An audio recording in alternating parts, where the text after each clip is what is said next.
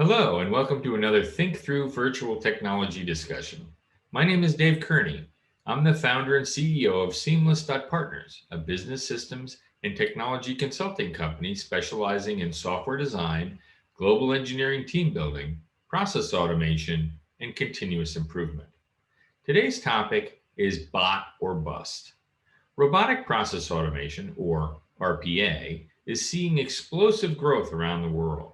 Companies like UiPath, Automation Anywhere, and Blue Prism, the largest players in the RPA space, have seen unprecedented growth this past year. And Microsoft has just joined the ranks to deploy their own RPA solution into the mix.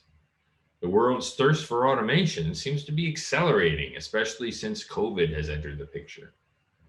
For those of you new to RPA, I'll take a moment to explain.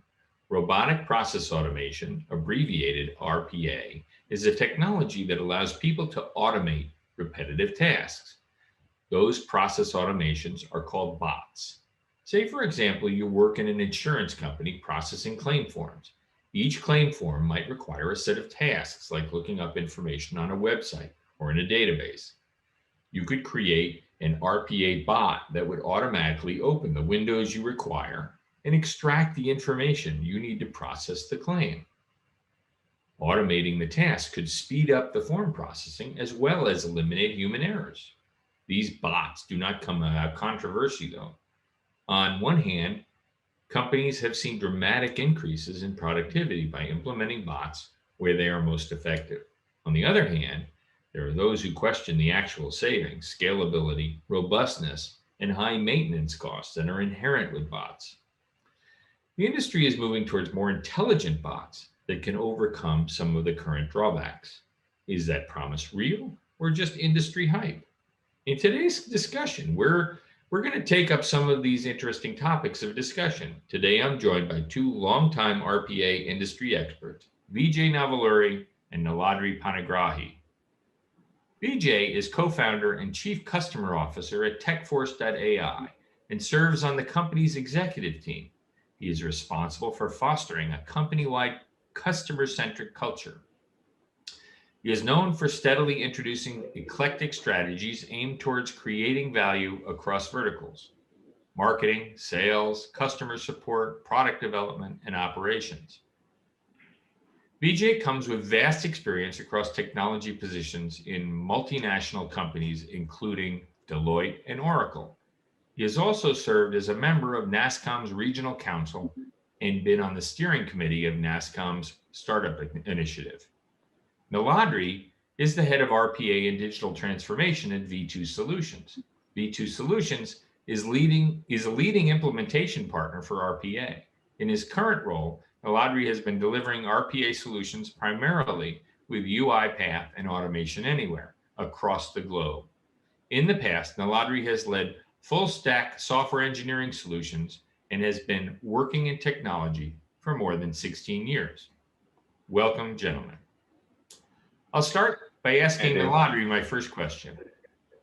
Is RPA a new innovation or an evolution of scripting and programming people have just used to automate tasks in the past?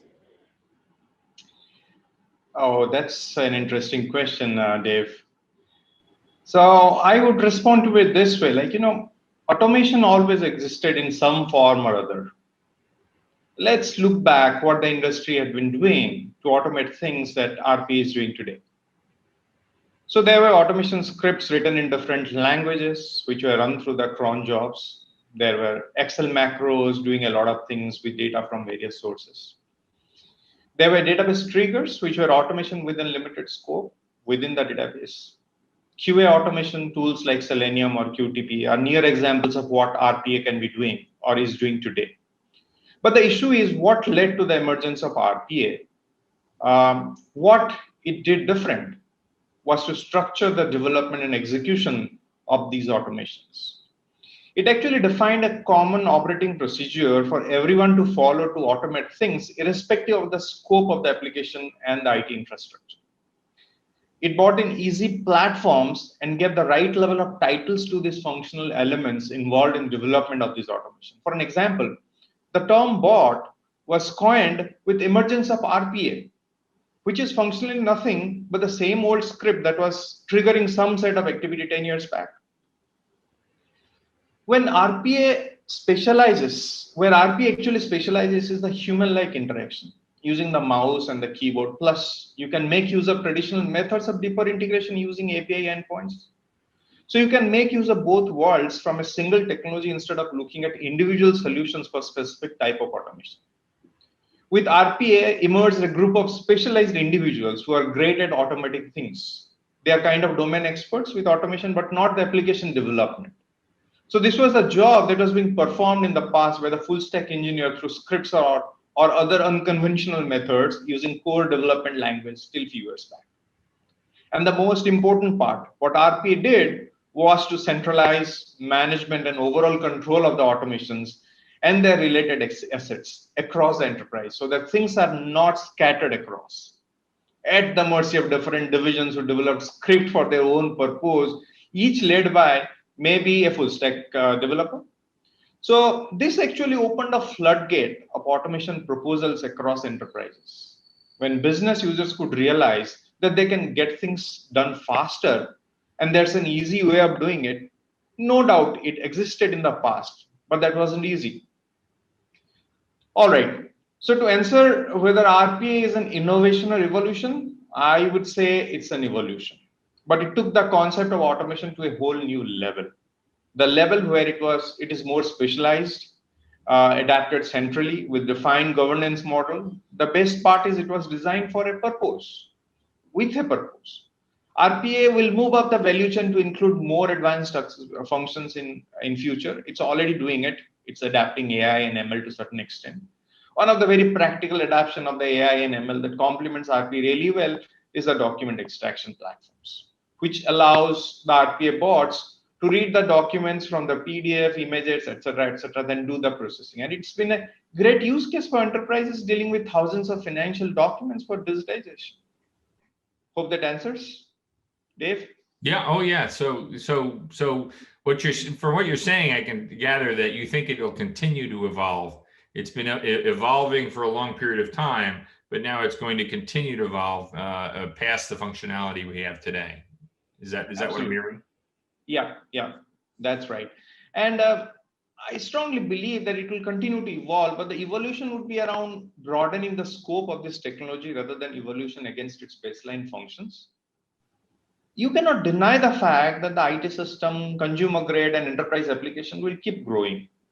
As more and more of these applications, systems, ecosystems grow or evolve, there will be constant need for data exchange.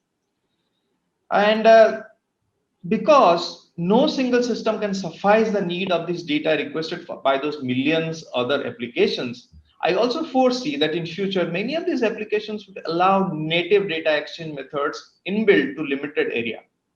But I do not believe that any application can afford to build data exchange methods with every possible applications out there. With that said, there will be growing need for RPA, like products that will allow such data to be exchanged within systems. In fact, I strongly believe that eventually RPA platforms in some years would standardize their methods of exchanging data, thereby helping applications and their ecosystems to rely more on these systems for data exchange instead of building their own native functionality. Mm-hmm. So it's going to be a win-win for both parties specializing on their domain of expertise. I hear similar protocols are already being formulated with the early stages of emergence of the open source RPA providers. Yes, you actually heard it right. Open source RPA guys are moving pretty fast, and I'm sure they will soon adapt. They will soon be adapted by the medium to small enterprises sector who really cannot afford that kind of $15,000 to $20,000 per annum license barrier from the top quadrant player. But every business in today's digital world has a need to automate, so there is no escape from it. Yeah. Okay, so I want to get back to the expense part in a minute and the cost of RPA in a little bit. But before that, I want to bring Vijay into the discussion. Vijay, I've heard terms. How do these terms like intelligent automation and hyperautomation relate to the core RPA? Are these words coined by technology enthusiasts to just rename the same robotic process automation? or basically is this the same old wine in a new bottle? It's a very good topic for debate now. What do you call RPA today, right? And I'm sure hundreds of analysts and thousands of followers of industry keep debating about this singular term, that whether we should be calling it RPA, whether we're calling it IPA, whether it's calling it DPA, and then now HPA, hyper process automation, hyperautomation. I think it's all about the tech lingo, and the value and the product and the promise is same. That it's basically I would put it legacy tax that companies are paying, right? So RPA is technically started as a legacy tax that all enterprises started paying for their legacy IT systems. Whether I have to change it or I have to just pay a tax for it to continue using it and make sure that I still put those systems in my digital workflows. So to me, it started RPA as a legacy tax, and the evolution, as Niladri mentioned, has to go upwards, right? Like any technology has an evolution in terms of adding value. So that's where I think RPA is going through right now. We can call it anything that we want in some of the words that I mentioned, but the value to the customers is about automating their day-to-day work, both structured and unstructured together. So you can put them all under one bucket called RPA, or you can put them both structured and unstructured use cases in two different buckets and call them as hyperautomation. For the customers, it's just about automating their day-to-day work, whether structured or unstructured or both. That's how we see it. And from our own idea of starting TechForce as a integrated intelligent automation platform and providing these intelligent e-workers or digital workers is about removing these barriers of looking at technology as individual pieces, but look at holistic as a work automation. And the way that we see RPA is about robotic productivity assistance, right? So that's how we see it. That's exactly how we think it will be eventually. If you have to bring scale to it, we can call it any of these words as the industry is referring to. So is it RPA in isolation? Is it a great value for any organization, or is it RPA with something else that works better? Give us some examples. Give us some examples of how RPA is solving kind of real problems on the ground. Absolutely. So if you see the genesis of RPA, it always started in the back office, right? Most of the companies that started selling automation, the promise of automation to back offices, which were actually inundated with manual day-to-day work, process work. If you look at finance and accounting, which is one of the most adapted area for automation today, right? If you look at any service where you have deployed your RPA, 40 to 60% of the use cases that come from finance and accounting, right? Because finance and accounting is an area where companies never touch transformation. Those systems, those ERP systems, those legacy applications have been not touched. Customers try to adapt new technologies on the customer-facing part, on the CX, on the front office side of the work, where you're actually trying to automate faster in your sales, marketing, customer service divisions. That's where the transformation has been last 15, 10 years. And the digital transformation been giving better customer experiences. That's where the SaaS actually have proliferated a lot. But if you see, most of the enterprises still have very legacy back office systems. That's the promise that RPA came as, right? Like a band-aid for those legacy systems to bring them back into the customer journeys. If you look at the use cases point of view, finance and accounting has been the most adapted, followed by IT support, then followed by HR, shared services, followed by some core industry operations, whether it's insurance, claim processing, whether it's banking, loan processing. Some of these core operations of different industries. These are the areas where you actually have seen RPA started from the bottom of the pyramid and started going a little up in the value chain by taking unstructured data into it, right? Earlier, it was just handling structured data, like go and enter some data into an application, taking it from Excel, taking some go into an application, log into something, download something, whatever manual that people used to do has been automated. Then what's next, right? What's next is you look at a little bit surrounding what you do around that. Now the data entry work that's been the prime use case for RPA now started having the data entry. So what is the source for the data? It's unstructured data documents, whether it's invoices, whether it's purchase orders, whether it's claims. So it started adding a little bit more, going a little upper in the value chain and started taking, okay, how can I process those documents also in automated way, and then use RPA for data entry or data processing. So if you see, most of the use cases fall under these two use cases. One is, data entry, data processing, and then surrounding unstructured data extraction, right? That's how the industry has evolved into. The way that we see is, you start seeing more and more unstructured use cases coming in, because as you would know, 80% of the data in enterprise is unstructured. And as you also would know, only 20% of the enterprise applications have APIs, right, today. And it will take a long time for this 20% to become 80% or something else. And it's not easy, and it's not easy to maintain. There is a technical debt of building and maintaining APIs as well. So I think there will be coexistence of APIs and RPA just from the techno-commercial perspective, because you just can't have API for everything to integrate, make applications work. So you got to deal with these unstructured use cases. And how do you deal with it? That's the answer that RPA is giving us. So in that examples, if I can give you entire core operations, entire back office operations, and more unstructured use cases from the customer facing point of view, whether it's your contact centers, whether it's your call center operations, all those things will start coming into the automation bucket. The more unstructured use cases start opening up. Yeah. Okay. All right. Well, that was a great answer. So let me go back to the expensive. Now, all of this is happening in organizations. How expensive is it really to adopt RPA in dollar terms? What are the real costs? Are there, and what are the cost factors? Are there hidden costs involved in this? I mean, how much does RPA actually cost?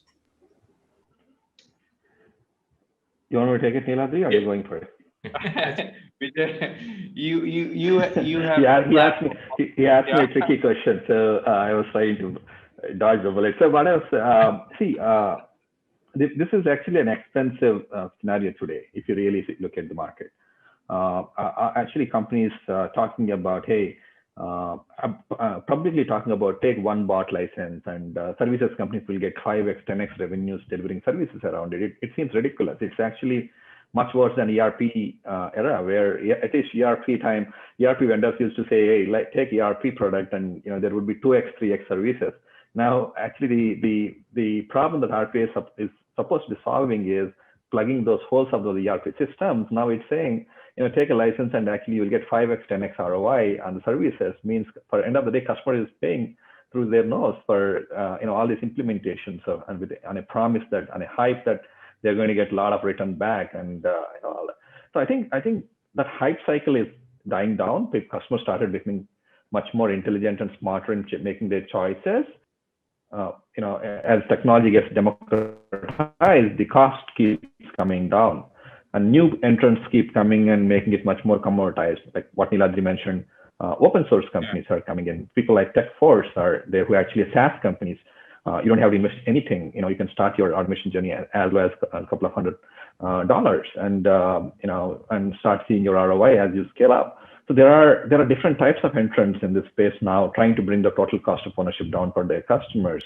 For example, people like us, where we are bringing pre-built AI-powered automation solutions to the market, where you don't have to really go through building an RPA, building an OCR, building a chatbot, building a human in the work loop. So we give an entire solution as an application with a very minimalistic configuration self-service way. So I think innovation will continue, because the problem is still predominantly there in the cost of operating this technology today. And I'm sure there will be many other innovators doing it in different ways in the market, bringing the total cost of ownership down.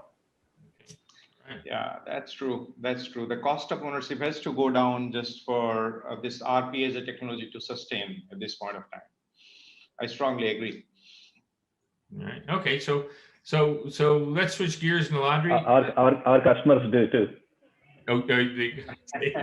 I'll just. Okay.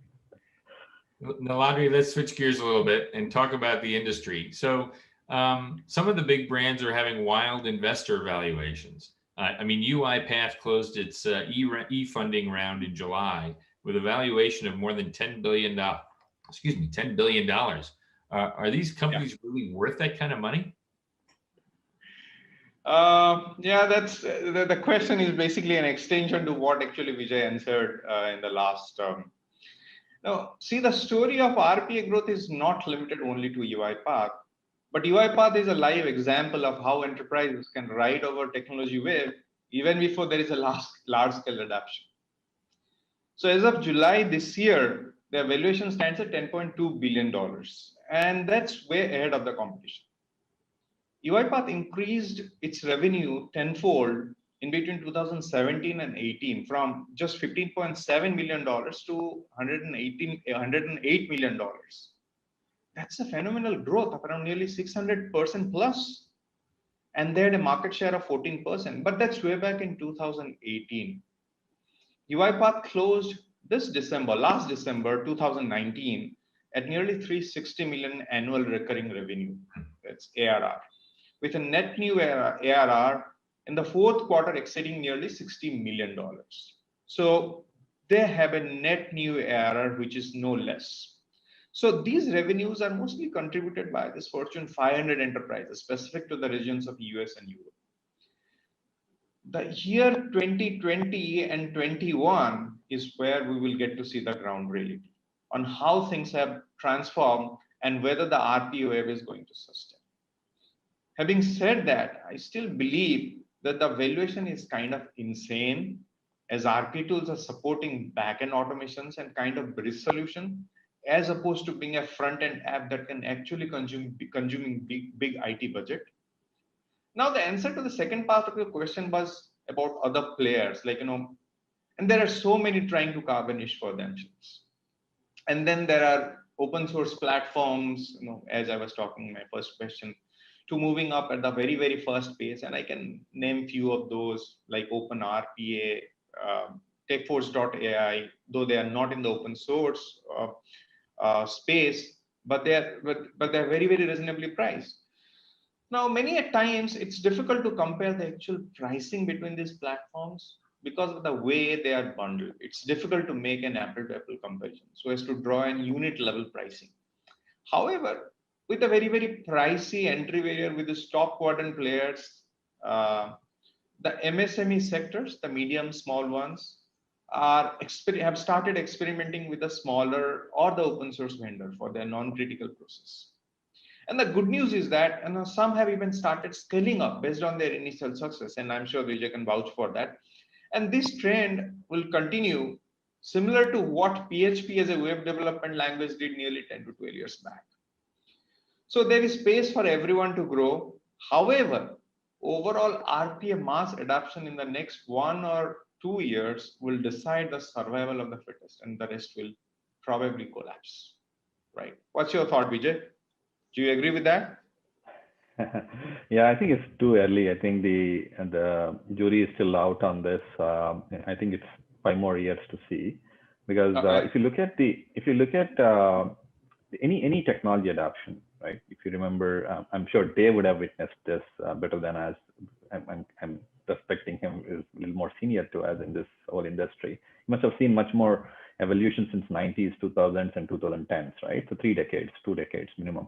And if you've seen the Y2C, the Y2K era, and then you have seen the ERP era, now then the cloud era. So every technology starts with a hype, but some technologies stick and scale, and some go away. So there was a ERP promise, there was a cloud promise, and I think they did their job well. Now there is an automation promise coming in, right? So whereas there are many ancillary technologies like blockchain, augmented reality. There are so many other IoT technologies that came in hype, but what captures imagination and skills like this is the ROI, right? I think customers have to see ROI of the technology, right? That's what ERP did. That's what CRM did. That's what HCM did. All these are categories and waves, and right, and then the cloud, and there is a clear ROI in terms of managing infrastructure. Was there so much pain in the, but for the last 15, 20 years, and that's how cloud started growing up. Then the SaaS journey. Now, if you look at automation, what we see is it's very, very nascent. Look at all the players together. There are around 70 players, 80 players, maybe, if you can add. I think growing every week. Others, but yeah. So if you look at all of them, combined total number of customers is not more than 10,000 companies. Officially, what they declare, right? SAP has 500,000 customers today. Microsoft has 1 million customers today. So imagine the scope of adoption, that the canvas is so big for automation to be adapted, from starting with RPA to intelligent automation, AI technologies. And that's why there's so many entrants, right, in different dimensions. You look at from Microsoft is entering, SAP is entering. I'm sure a lot of OEMs will start entering in the space, like SAPs and Microsoft, and a lot of niche players, startups like us are entering, and there are specialized players who are actually BPM companies are entering in this space, like Pegasus of the world, and all this. So everybody's entering this space because they know the customers have seen, tasted the blood, right? Now they are going to scale this, and as every technology starts, it starts enterprise and starts democratizing, and then the mid segment and the small segment will start realizing. Same happened with ERP, same happened with CRM, same happening with cloud, and same will happen with all the other technologies, right? So what we see is the next 3 to 5 years, the jury is out. There's a big canvas to fight, and everybody can create their own niche and carve out their solutions, which actually can topple this, right? You remember Siebel, you remember all the leaders now they're toppled by their cloud counterparts like Salesforce, PeopleSoft now toppled by Workday. So there are category leaders, and there was nothing beyond them. Every company just adapted. If you remember CRM, it's Siebel. If you remember it's HCM, it's PeopleSoft. Now exactly Salesforce and Workday kind of companies are coming to our mind like that. So I think there is nobody can survive this until they continue to innovate. So the jury is still out. I don't think it's too early to decide that these 3 are big, these 5 are big. We'll see in 5 years how things are getting disrupted. Right. I do like what you have to say about the ROI, because I think that one of the really interesting things about RPA is that ROI is you can easily calculate it. It's different than a lot of the other technologies where it wasn't entirely clear. We knew that we wanted to move towards a lot of those other technologies, but it wasn't entirely clear what the ROI was. But with RPA, the ROI is really clear. You can calculate it pretty quickly. Okay, so my last question is for Vijay. Exactly. RPA companies have made an attempt to bring automation to the hands of business users, not just developers. I know I've seen this in the microservices world, and talking about MuleSoft and some other places that are trying to bring it to the hands of actual business users and not just requiring developers. They label it democratizing automation. How true is this story? Is it simply a marketing gimmick to draw the attention of the business user? So it's a very interesting question, and I always get one question in my mind as an analogy. One thing in my mind when I heard this, it's like bringing farming to the buyer. So the buyer never wants to farm. That's why there's a farmer exists, right? So if you tell them that, hey buyer, I'll let you make your own farming, and it's very low code. You can do your own farming and eat your own food. Yes, it's nice to have. There are some people do that. They farm their own vegetables, they farm their own things, and you know how much it scales, right? So I always put that as an example. So you can never take out the farmer in the equation. It's the same with developer in the world of IT and technology, right? So because business user doesn't want to do that, you can actually make it as easy as eating a cake to him, right? Or you can ask, say, hey Alexa, build me a bot. It can build it, but still business user doesn't want to do it. He would want to say even that single word. The reason being it's not his job to do it. Business user's job is to get his business work done, not automate, not to do the work. It's somebody else's job. Why would they do it? So I think in that sense, it's good that there are a lot of it's the life of a developer is becoming much more easier because of the low code, no code promise, which should be that how, because you cannot expect farmer to work like a laborer. You need to make farmers' life easier, and same with the developers. You need to make developers' life easier to build and maintain the code. I think that's the promise of all these low code, no code tools, including what we do at TechForce.ai, and that's how as customers should look at it. And anything apart from that, you see it as a promise that's not needed. Yeah, if I can vouch for what Vijay said actually. In my experience with consulting so many of this, because we have been an implementation partner for UiPath as well as Automation Anywhere. So what we have seen is that it is initially very exciting for the business users to jump in because the platform says so that they can be developing something, they can be developing their own small bot and things like that. So they get a kind of training initially. They jump into doing things and they do it. But actually, when it's time to scale it up, or as far as the stability of similar bot and the automation is concerned, they fail actually there. So typically we said, if a business user has kind of a scripting background or development background in the past, he is in a better position to do the automation development using RPA. But simply saying any business user can jump in and start developing their own bot and automate their own process, I think it's something that's not possible. It's a promise being made by platforms, but I strongly don't think that's happening or that can happen actually.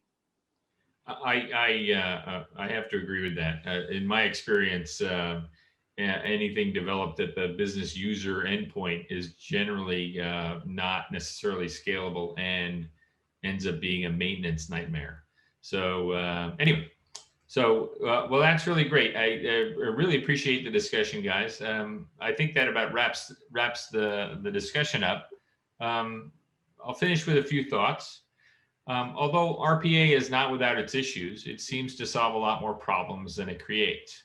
Companies in almost every industry are using RPA bots to automate repetitive and mundane tasks that have traditionally required a bunch of people to accomplish. Using RPA, companies can now free up those people to do more meaningful and knowledge-based tasks. However, the benefits are not always simple and cheap. As we've heard today, it seems like RPA is still growing and maturing. Bots require supervision and maintenance and are not yet intelligent enough to really correct themselves when the environment changes, as it often does. There are changes afoot to add machine learning and artificial intelligence to bots and enable them to self-correct and improve over time. These advances could cut down on the current amount of effort to achieve success. I want to thank my guests, Vijay Navaluri of TechForce.ai and Naladri Panigrahi of V2 Solutions for joining me today in this lively discussion. Thank you for all who joined us today. Stay safe and be well. And it was wonderful being with you, Dave. Look forward to see you. Thank you. Yep. Nice to be in this evening with you guys, Naladri, Dave. It's a pleasure.